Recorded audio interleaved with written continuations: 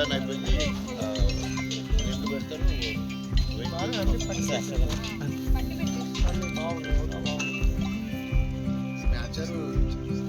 కంటే ఇంకా తక్కువ వస్తుంది.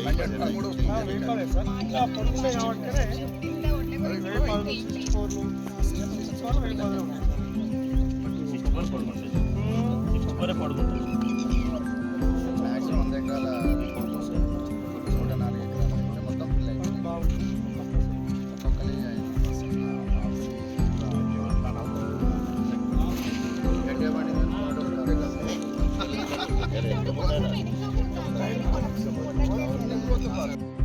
ఇవన్నీ కూడా మ్యాచ్ అయిపోయినాయి. లోడ్ చేయాలి.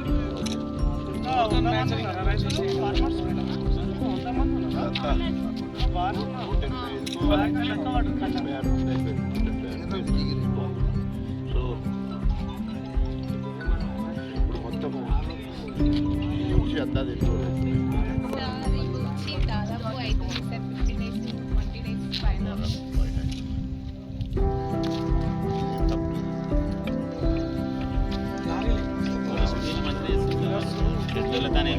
ఎప్పుడు బార్దాన్ని రావాలి, మందు రావాలి,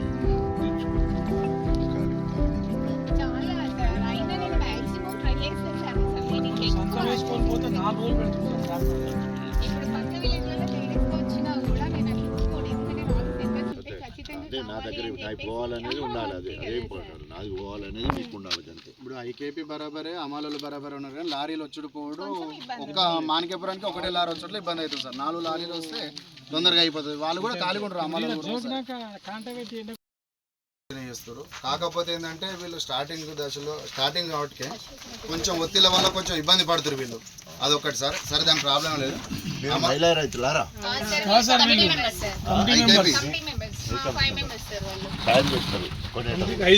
ఏం పని చేస్తారు? సాయం అంటే సంచులు ఇస్తారు, బార్దాన్ని ఇస్తావు. నువ్వు కాంట పోస్తావు అంటే కాటుకు ఎచ్చర్లో పోస్తావా? జోకు చూస్తారు. మాయిశ్చరింగ్ చూస్తావు. నువ్వురా రైతువా? రైతేనా? ఇవాళ ఏమైనా కాంట అయినాయా మరి? ఇదేనా కాంట మిషన్?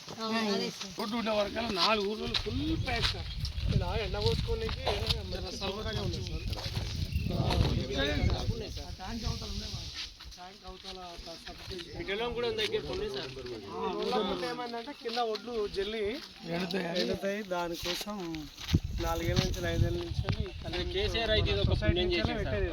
కేసీఆర్ అయితే ఇది ఒక పుణ్యం చేసిండు. వెంచర్ చేసి టెక్స్టైల్ పార్క్ అని తెచ్చి 4 ఊర్లు 5 ఊర్లు బతకాలి కదా మరి.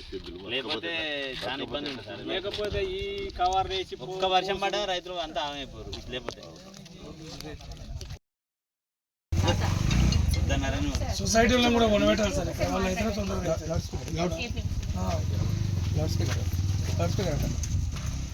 నేను డాక్టర్ రాజే మాట్లాడుతున్నా, ఎక్స్ డిప్యూటీ ఎమ్మెల్యే స్టేషన్. నమస్తే. నమస్తే. ఇక్కడ మన ఎనబాయి మాణిక్యపురం దగ్గర ఈ సెంటరు గతంలో పిఎస్సిఎస్ ప్లస్ ఐకేపీ అని రెండింటికి అలాట్ చేసింది. ముందు పిఎస్సిఎస్గా ఉండే, ఇప్పుడు ఐకేపీకి అలాట్ చేసిండ్రు. 5 ఊర్లకు సంబంధించిన ధాన్యం వస్తుంది ఇక్కడికి. 1 మాణిక్యపురం, 2 ఎనబాయి, 3 కళ్యము, 4 సిరిపురము, 5 టంగుటూరు. ఈ 5 ఊర్లకు సంబంధించిన ధాన్యం రావడం వల్ల ఇక్కడ వీళ్ళకు వర్క్ లోడ్ ఉన్నది అని రైతులు 15 రోజుల నుంచి ధాన్యం పోసుకొని ఉన్నారు. దాంట్లో బాధపడే తిరుమల అంటే అయినా ధాన్యం మీద, బార్దాన్ మీద, ఆయన మీద కూడా డీజిల్ పోసుకునే పరిస్థితి కూడా ఏర్పడింది. ఎందుకంటే ముందు ఎక్స్ ద్వారా సొసైటీ ద్వారా నెంబర్ 16 ఉండే. ఆ నెంబర్ ఎక్కడ ఉంటుంది అనుకుంటే ఇక్కడికి వచ్చేసరికి 76 వెళ్ళిపోయింది. దాంతో 15 రోజులు అయిపోయింది. వాళ్ళ ఇంట్లో మనిషి చనిపోయిండు. అదన్నీ రిస్క్ పడలేక ఆయన డీజిల్ పోసుకునే పరిస్థితి వచ్చింది. నేను ఇంకా నాకు ఇన్ఫర్మేషన్ ఉంటే ఇక్కడికి వచ్చిన. మీరు ఏం చేస్తారో స్పెషల్ కొనుగోలు కేంద్రంగా పర్చేజ్ సెంటర్గా చెప్పేసి వెహికల్ ఎక్కువ పంపించే ఏర్పాటు చేయండి ఇక్కడ. ఇక్కడ వీళ్ళు కూడా ఐకేపీ వాళ్ళు కూడా చెప్తున్నారు, నెల 15 రోజుల కంచెలి ఐకేపీ వాళ్ళు కూడా ఇక్కడ ఉండి వాళ్ళు పడే బాధ వాళ్ళు పడుతున్నారు. వాహనాలు సరిగ్గా రాక, బార్దాని లేక, రైతులు ఇష్టం ఉన్నట్టు మాట్లాడతారు కదా, ఇక ఎట్లా పడితే అట్లా మాట్లాడతారు రైతులు. దీన్ని ప్రత్యేకంగా నేను వచ్చిపోతున్నాను ఇక్కడ. చెప్పండి. ఇప్పుడు కొంచెం కోఆపరేట్ కలెక్టర్ వన్ డే ఖచ్చితంగా వస్తుంది సార్ లారీ. రెండోది వచ్చేసి మనకు లోకల్ ట్రాక్టర్ గిట్ట మనకు అవకాశం ఇచ్చారు సార్.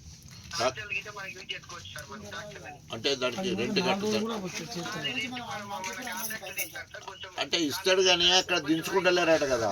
రోజు 2000 ట్రాక్టర్ కిరాయి ఒకవేళ అనుకున్నా అక్కడ దించకపోతే ఉట్టిగానే వాహనాల మీదే ధాన్యం ఉంటుంది.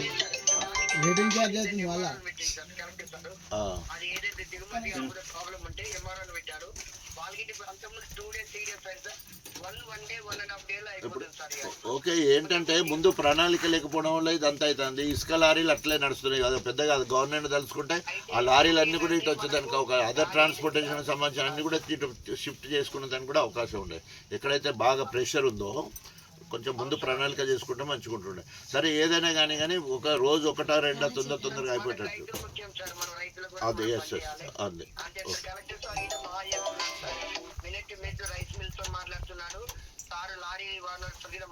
ఇక ఉట్టిగా మాట్లాడు కాదు, వాహనాలు వస్తేనే మాకు పని జరిగినట్టు కదా రైతులకి. ఇక ఇప్పుడు రోహిణి కార్తీక కాలం నుంచి వీళ్ళకి వచ్చింది.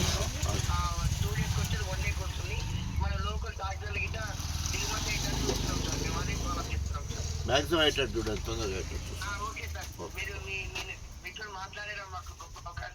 Okay okay okay, thank you.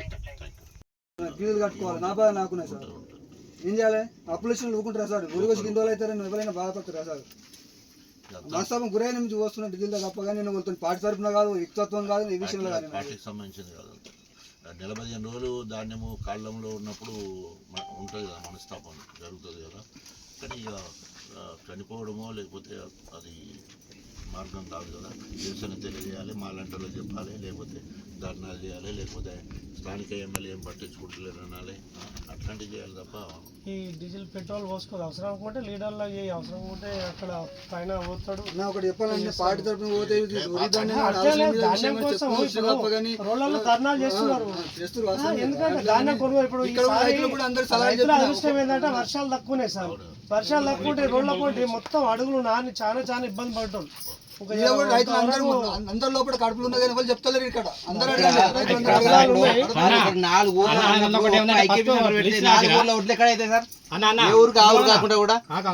First list రాసిరా, అదే లిస్ట్ వీళ్ళు తీసుకొని వీళ్ళ తరపున పోతే ఏం కాకపో.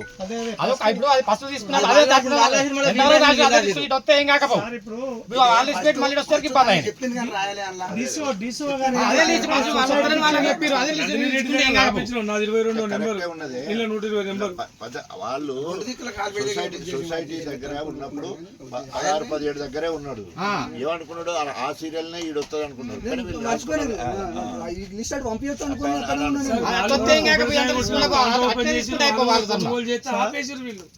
మేమే కొంటాం, మొత్తం ధనాదాన్ని కొంటాం అని చెప్పేసి ఇప్పటికి నెల 15 రోజుల నుంచి ఇక్కడ ఒడ్లు ఉంటారు కదా. 4 ఊర్ల ఒక సొసైటీ మెయింటైన్ చేయాలంటే ఏం చేస్తారు?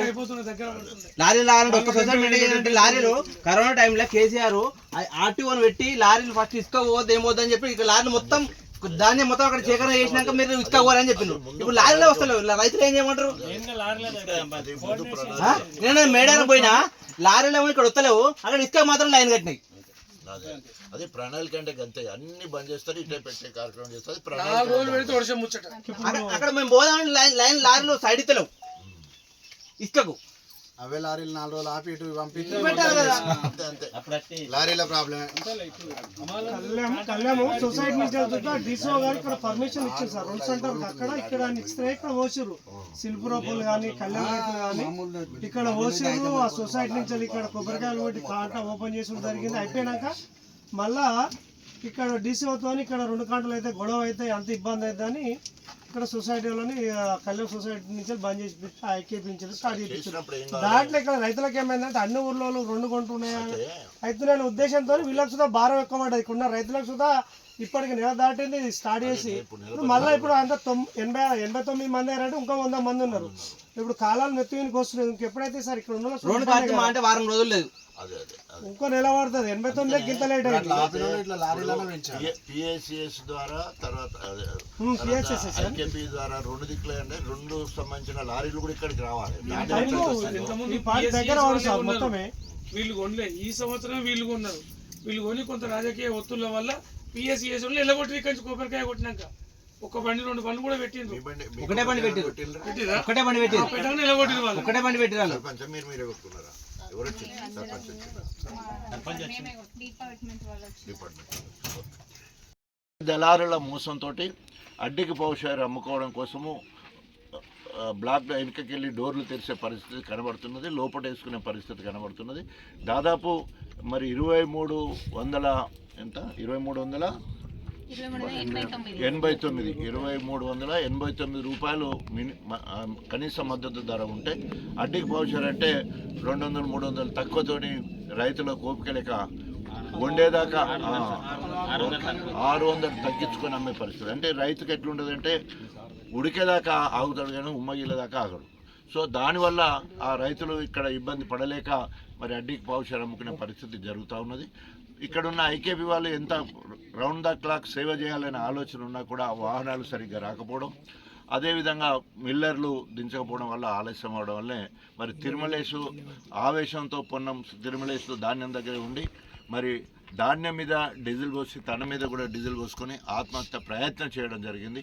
ఆ విషయం తెలుసుకొని ఈరోజు స్థానిక నాయకులందరూ మరి రావాలి, మరి తిరుమలేశుని ఒకసారి పరామర్శించాలనే ఉద్దేశంతో ఈరోజు కార్యక్రమం పెట్టుకోవడం జరిగింది.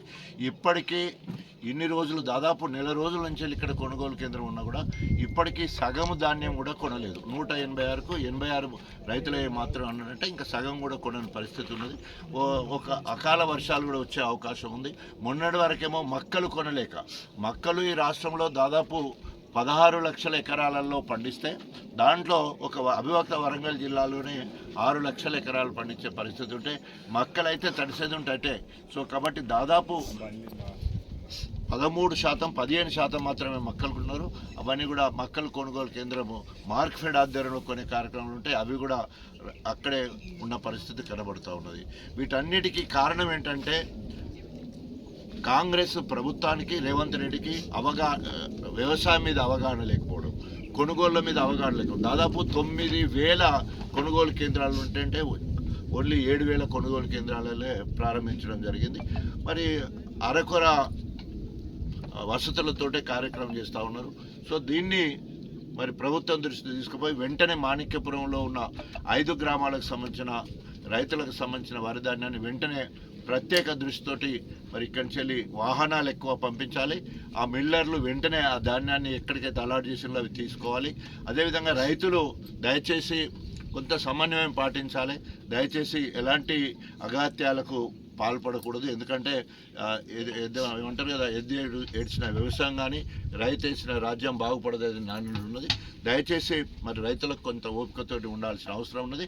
తప్పకుండా ఈసారి కాకుండా తప్పకుండా ఏ రకంగానైతే బీఆర్ఎస్ ప్రభుత్వం ఉన్నప్పుడు రైతులకు అన్ని కరోనా సమయంలో కూడా విత్ నో టైంలో కొన్న పరిస్థితి మనందరూ కూడా చేస్తున్నాం. అట్లా కరోనా టైంలో కూడా మనం మంచిగా కొన్నాం.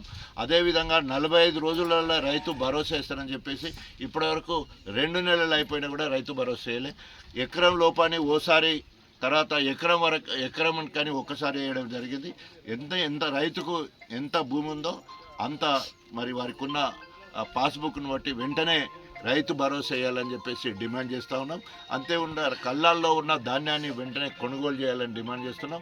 వాహనాలను సమృద్ధిగా సమకూర్చాలని, అదేవిధంగా రైతులకు అనేక రకాలుగా ఇబ్బందులు ఉన్నా కూడా వారందరినీ కూడా ఆదుకున్న బాధ్యత ప్రభుత్వం తీసుకోవాలని డిమాండ్ చేస్తూ వెంటనే ఇక్కడున్న ధాన్యాన్ని మొత్తం కొనుగోలు చేయాలని డిమాండ్ చేస్తున్నాం. జై తెలంగాణ, జై తెలంగాణ. ఈరోజు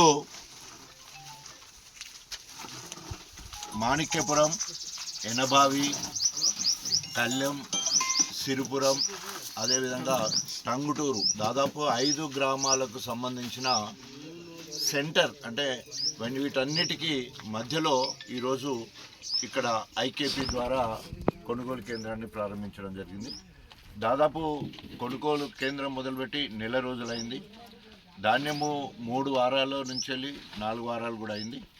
ఇక్కడ రైతులు మొత్తం కూడా ఇప్పటివరకు రిజిస్టర్ అయిన రైతులు 186 మంది. దాంట్లో ఇప్పుడు 86 వరకు అయిపోయినాయి. ఇంకొక 100 మంది రైతులై మరి అది కాంట పెట్టవలసింది ఉంది, బార్దాని వేయాల్సింది ఉన్నది. తర్వాత వాహనాలు వచ్చి తీసుకుపోయి మిల్లులు వేయాల్సిన అవసరం ఉన్నది. అయితే ముందు ప్రణాళిక లేకపోవడం వల్ల, ఈ కాంగ్రెస్ ప్రభుత్వ ప్రణాళిక కరెక్ట్ లేకపోవడం వల్ల గతంలో మరి కేసీఆర్ గారు రీఇంజనీరింగ్ చేసి 65 లక్షల మెట్రిక్ టన్నుల ధాన్యము ప్రతి సంవత్సరం వచ్చేదంటే 3.5 కోట్ల మెట్రిక్ టన్నుల ధాన్యము మరి పండించడానికి ప్రణాళిక సిద్ధం చేసి దేశంలో నెంబర్ 1 రాష్ట్రంగా తెలంగాణను తీర్చిదిద్ది హర్యానాను పంజాబ్ను తన్నే విధంగా కార్యక్రమం చేస్తే ఎక్కడ కేసీఆర్ గారికి మంచి పేరు వస్తుందనే ఉద్దేశంతో రేవంత్ రెడ్డికి వ్యవసాయం అంటే తెలియదు, వ్యవసాయం మీద ఇంట్రెస్ట్ లేదు, వ్యవసాయానికి సంబంధించిన రైతులను ఆదుకోవాలనే ఆలోచన లేదు. 2.5 సంవత్సరాలలో దాదాపు 868 మంది రైతులు వివిధ కారణాల వల్ల చనిపోవడం జరిగింది. రైతు రుణమాఫీ చేస్తానని చేయకపోవడం వల్ల కొందరు చనిపోతే, రైతు భరోసా వేస్తానని సమయానికి వేయకపోతే, అదేవిధంగా సాగునీరు విషయంలో సరిగ్గా ప్రణాళిక లేక పండిన పంటలు ఎండిపోవడం వల్ల అట్లా కొందరు రకరకాల కారణాలతో మహబూబాద్లో ఎండ వడకు దెబ్బకు మరి కళ్ళం దగ్గరనే వరి కుప్పమిన్నే అట్లాగే హార్ట్ అటాక్ వచ్చి చనిపోయిన పరిస్థితి. ఇట్లా రకరకాల కారణాల వల్ల. అదేవిధంగా మరి ఇక్కడ మన తిరుమల్ పొన్నం తిరుమల్ మరి ఇక్కడ కూడా ఎండ బాగా కొడుతుంది. దాదాపు 44-40 డిగ్రీల సెంటీగ్రేడ్ మరి ఉష్ణోగ్రతలో మరి ఉండలేక అందరూ ఇళ్లకు రైతులు కుప్పలు ఇక్కడ పోసి ఐకేపీ వాళ్ళకి అప్పచెప్పి పోయే పరిస్థితి మనం చూస్తూ ఉన్నాం. 4 ఊర్లకు సంబంధించిన రైతులు, 4-5 ఊర్లకు సంబంధించిన రైతులకు సంబంధించిన ధాన్యపు రాసులు ఇక్కడే ఉన్నాయి. ప్రణాళిక లేకపోవడం అంటే మరి గన్ని బ్యాగ్స్ దాదాపు 2 కోట్ల గన్ని బ్యాగ్స్ అవసరం ఉన్నాయని చెప్తే మరి టెండరు పాడినప్పుడు 23 రూపాయలకు ఒక్కటి బ్యాగ్ ఇస్తారని చెప్పేసి మాకు ఆ రేటు పడదని చెప్పేసి ఆ టెండర్ కాంట్రాక్ట్ ఎవరైతున్నా మాకు 33 రూపాయలు కావాలని చెప్పే పరిస్థితి. మరి ఆ వడ్లన్నీ మరి అప్పటికే మాయిశ్చర్ అయిపోయి రెడీగా ఉంటే అవసరం ఉన్న దగ్గర రైతులు 25 రూపాయలు బస్తాకు కొని ముందు ఇస్తే వాళ్ళకు 15 రూపాయలు ఇవ్వడానికి నిర్ణయించడం జరిగింది. తర్వాత గన్ని బ్యాగ్స్ కొని అట్లో ఇట్లా కష్టపడి వచ్చేది ఉంటే అమ్మాలి సరిపోకపోవడం, లేకపోతే జోకిన తర్వాత కాంటం పెట్టిన తర్వాత వాహనాలు సమృద్ధిగా లేకపోవడం, అదేవిధంగా రైతులు తీసుకుపోయి మిల్లర్ దగ్గర వేద్దామంటే రోజుల తరబడి, ఇప్పుడు నేను వరంగల్ నుంచి వస్తున్నప్పుడు అనేక మిల్లుల దగ్గర చూస్తే దాదాపు 15, 20, 30 లారీల ధాన్యము గేట్ బయట ఉన్న పరిస్థితి కనబడుతుంది. అతి తక్కువ సమయంలో మీ వ్యాపార సామ్రాజ్యాన్ని పెంచుకోవాలనుకుంటున్నారా? తక్కువ ఖర్చుతో ఎక్కువ పబ్లిసిటీ చేయాలనుకుంటున్నారా? అయితే ఇంకెందుకు ఆలస్యం? మీ జేఎన్టీవీ తెలంగాణ ఛానల్లో అతి తక్కువ ఖర్చుతో ప్రకటనలివ్వండి. అత్యధిక లాభాలను సాధించుకోండి. వ్యాపార, వాణిజ్య, పాఠశాలలు, వైద్యశాలలు, హోటళ్లు, వస్త్ర దుకాణాలు, అన్ని రకాల వ్యాపార ప్రకటనల కొరకు సంప్రదించండి. మా ఫోన్ నంబర్స్ 8558280881 9247896607.